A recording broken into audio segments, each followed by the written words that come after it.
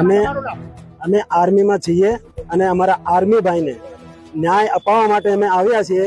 એના ઘર સાથે જે અન્યાય થયો છે એનો અમારે ન્યાય જોવે છે। અમે બધા આર્મી વાળા એક સાથે અહીંયા ઉભા છે અને બધા નાગરિક અને બધા ભાઈઓ અમારી સાથે છે। અમારા દેશનો જવાન છે, અમારો આર્મીનો જે ભાઈ છે એ બંને ભાઈ દેશની સેવા માટે ડ્યુટી ઉપર છે અને એના ઘર સાથે જે બનાવ બન્યો છે, અન્યાય થયો છે, અમારે એનો ન્યાય જોવે છે। કિશનભાઈ મેર એડવોકેટ ભાવનગર શહેરના ઘોઘા રોડ પોલીસ સ્ટેશનની હદમાં આવેલ અકવાડા ગામ ખાતે બે સગા ભાઈઓ આર્મીમાં નોકરી કરે છે અને જે પરિવાર અકવાડા મુકામે રહે છે।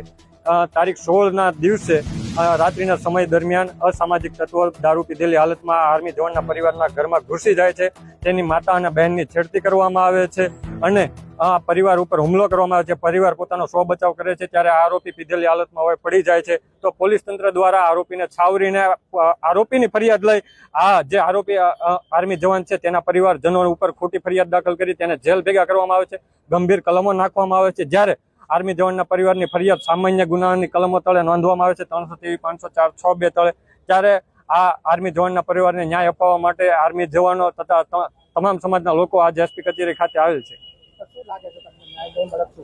ન્યાય નહીં મળે તો આગામી સમયમાં રણનીતિ કરી અમે આ વિવિધ કાર્યક્રમ કરશું, ગાંધીજીના માર્ગે આંદોલન પણ કરીશું।